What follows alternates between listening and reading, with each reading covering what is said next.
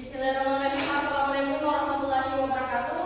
Waalaikumsalam warahmatullahi wabarakatuh. Terima kasih atas kesempatan yang telah diberikan kepada kami untuk mempresentasikan hasil diskusi kami terkait dengan penerapan fondasi CT dalam kehidupan sehari-hari.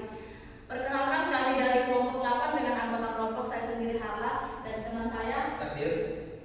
Oke, langsung untuk mempersingkat waktu langsung saja kepada materinya. Saya persilakan kepada saudara Takdir untuk mempresentasikan. Baik. Dari hasil diskusi kami itu bahwa CT computational thinking adalah sebuah cara berpikir yang berkaitan dengan ide dalam memecahkan suatu persoalan baik tanpa dengan komputer sehingga menghasilkan sebuah solusi yang efektif, efisien dan optimal. Adapun fondasi CT ada 4. Yang pertama ada komposisi, yaitu membagi persoalan menjadi sub-sub yang lebih kecil. Yang kedua pengenalan pola, menganalisis kesamaan dari tiap-tiap sub persoalan yang ada. Yang ketiga itu adalah abstraksi, yaitu di mana mengeliminasi bagian-bagian yang tidak sesuai dengan persoalan.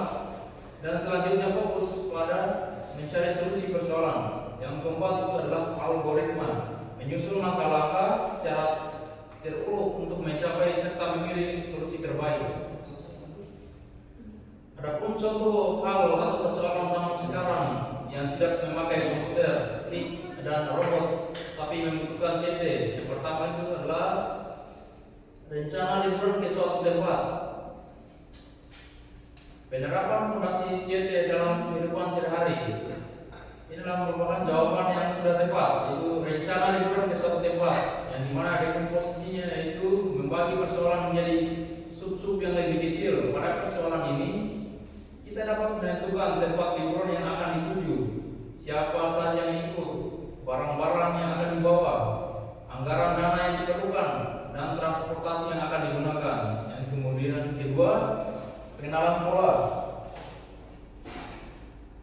Pada pengenalan pola itu menganalisis kesamaan dan tiap-tiap sub persoalan yang ada.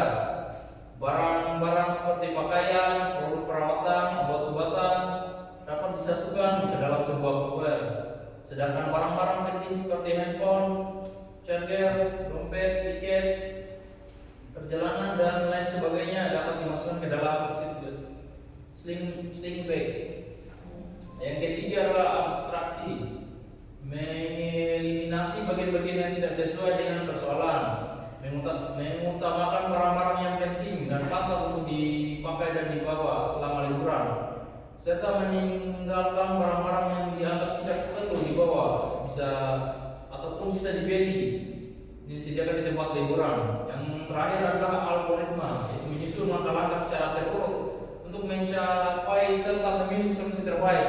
Adapun langkah-langkah yang perlu dilakukan saat berencana liburan ke suatu tempat, yaitu menentukan tempat liburan, menentukan siapa saja yang bisa ikut liburan, memilih barang-barang apa saja yang penting dan wajib dibawa selama liburan, serta memesan dan menyiapkan segala kebutuhan lainnya seperti tiket transportasi dan lain sebagainya. Penerapan fondasi CT dalam kehidupan sehari-hari dengan jawaban yang kurang tepat itu pada bagian algoritma, yaitu menentukan tempat liburan. Hal ini tidak hanya termasuk dalam contoh fondasi algoritma, melainkan juga fondasi pengenalan pola. Hal ini juga dalam menentukan tempat liburan terdapat pengenalan pola tingkat keramaian pengunjung pada tempat liburan yang dituju. Baik, itulah tadi hasil diskusi dari kami. Saya kembali kepada moderator. Selanjutnya saya akan membuka sesi tanya jawab. Saya persilakan kepada anggota kelompok yang ingin bertanya untuk menyebutkan nama dan nama kelompoknya. Saya persilakan. Saya. Yang pertama saudara Ilham. Oke, saya persilakan.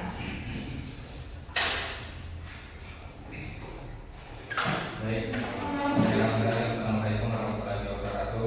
Waalaikumsalam. Terima kasih kepada kelompok penyaji telah memberikan kesempatan kepada saya untuk bertanya. Di mana tadi saya rasa penjelasannya dari saudara sudah luar biasa.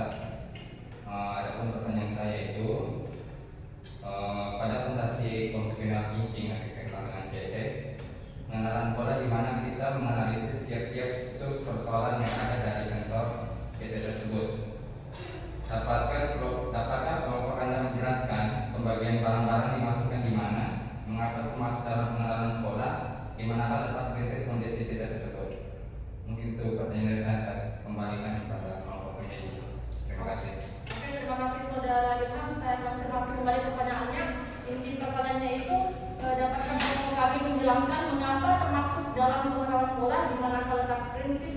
CT tersebut. Oke.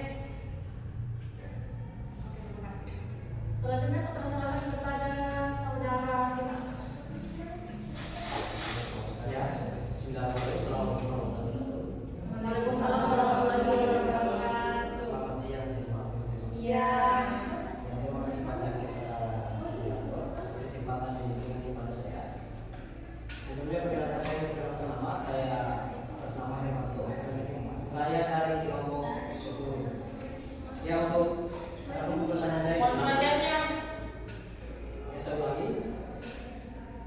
Pada kelompok 8 tadi telah menjelaskan penerapan fondasi CT dalam kehidupan sehari-hari. Tetapi saya lihat tadi pada kelompok Anda memilih jawaban yang tidak tepat, yaitu bagian algoritma. Tempat yang untuk algoritma menentukan tempat ukuran. Hal ini tidak hanya termasuk dalam contoh fondasi algoritma, melainkan juga fondasi pembedahan pola. Kemudian pertanyaan saya yaitu, dapatkah kalian menjelaskan mengapa untuk fondasi algoritma juga termasuk fondasi pembedahan pola? Mungkin saja saya kembali. Oke, terima kasih atas pertanyaannya. Izinkan kami untuk menemukan dulu atas pertanyaan-pertanyaan yang telah diajukan.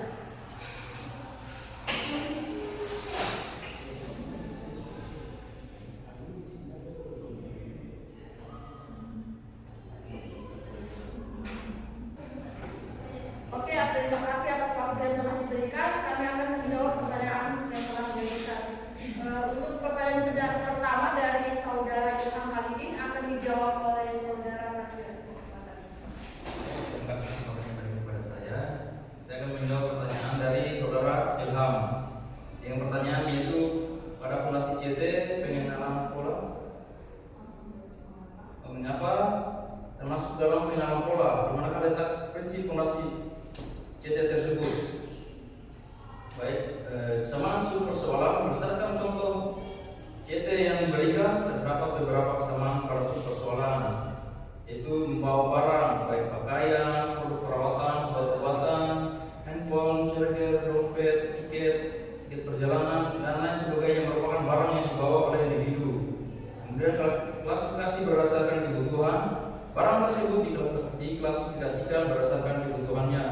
Pakaian, produk, perawatan, dan obat-obatan yang dibutuhkan untuk keperluan pribadi, sedangkan handphone, charger, dompet, dan tiket perjalanan dibutuhkan untuk keperluan perjalanan.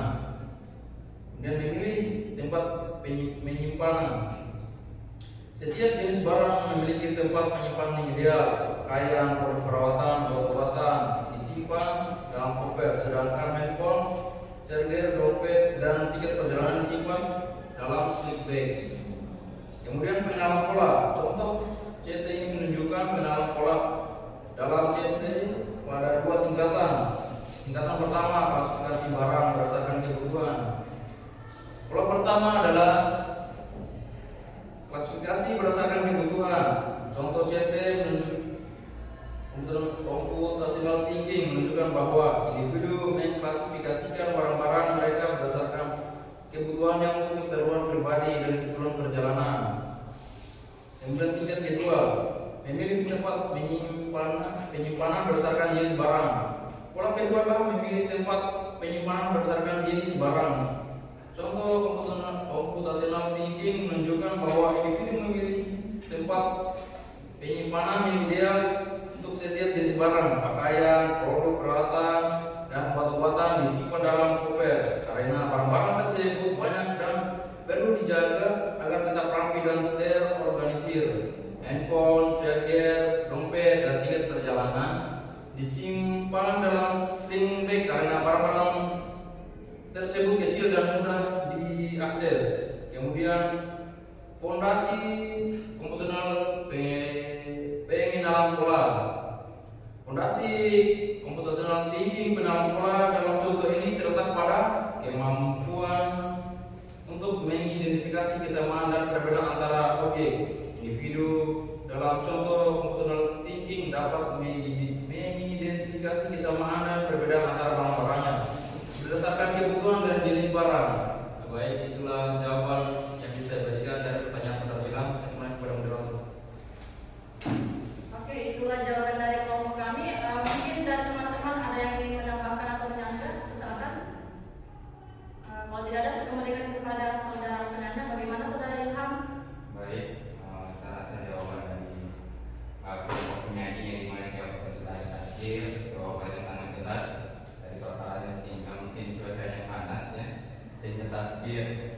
penurunan keringat dan terima kasih untuk kelompoknya. Terima kasih saudara Yona. Oke, lanjut untuk ke pertanyaan berikutnya. Yang pertanyaan ini dari saudara Hema yang akan dijawab kembali oleh saudara Tafir. Silakan. Baik, saya akan menjawab pertanyaan dari saudara Hermanto dengan pertanyaan mengapa untuk fondasi algoritma juga termasuk fondasi pengenalan pola. Itu pada menentukan tempat liburan lebih tepat dikaitkan dengan proses pengambilan keputusan yang melibatkan berbagai faktor dan pertimbangan. Fondasi pengenalan pola dapat membantu dalam proses ini dengan mengidentifikasi pola dalam data yang tersedia seperti tren wisata, popularitas tempat wisata dan pelaksanaan wisatawan. Namun, pengenalan pola hanyalah salah satu alat yang dapat digunakan dan tidak boleh menjadi satu-satunya faktor penentu. Penting untuk mempertimbangkan semua faktor yang relevan dalam membuat keputusan berdasarkan kebutuhan dan preferensi pribadi. Baik, terima kasih. Itulah jawaban yang bisa saya sampaikan. Saya kembali kepada moderator. Itulah jawaban dari kelompok kami. Sebelum saya kembalikan kepada saudara penanya, apakah di forum ada yang ingin menambahkan atau menyanggah atas jawaban dari kelompok kami? Silakan. Izin moderator ingin menambahkan. Oke, silakan kepada saudara Nita. Terima kasih atas waktunya.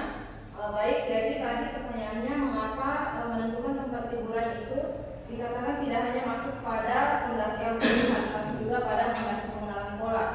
Jadi menentukan tempat liburan itu tidak hanya termasuk dalam contoh fondasi algoritma, tapi juga pada fondasi pengenalan pola.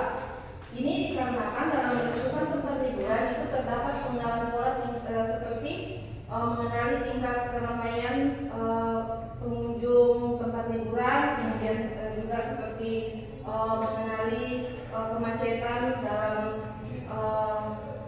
jalanan menuju tempat liburan tersebut.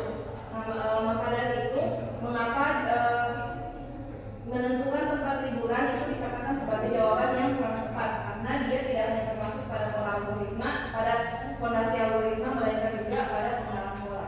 Baik, terima kasih. Saya kembalikan kepada moderator.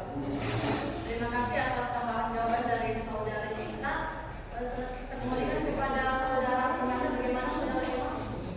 Ya, terima kasih banyak atas jawaban yang sudah diberikan. Bisa menangkap dengan jelas di antara dua kombinasi jawaban yang sangat bagus ini. Jadi ya, saya pribadi nanti menunggu saya di rumah.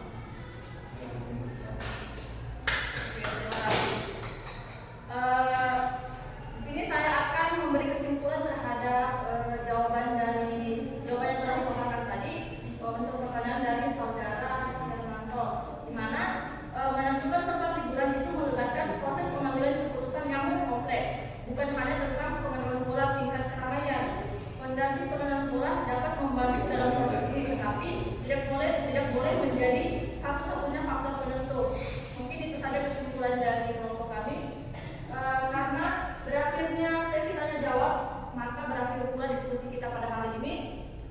Saya mengucapkan mohon maaf jika terdapat salah kata ketika diskusi tadi. Lebih dan kurangnya mohon dimaafkan. Saya ucapkan wabillahi taufiq wal hidayah. Wassalamualaikum warahmatullahi wabarakatuh. Waalaikumsalam warahmatullahi wabarakatuh.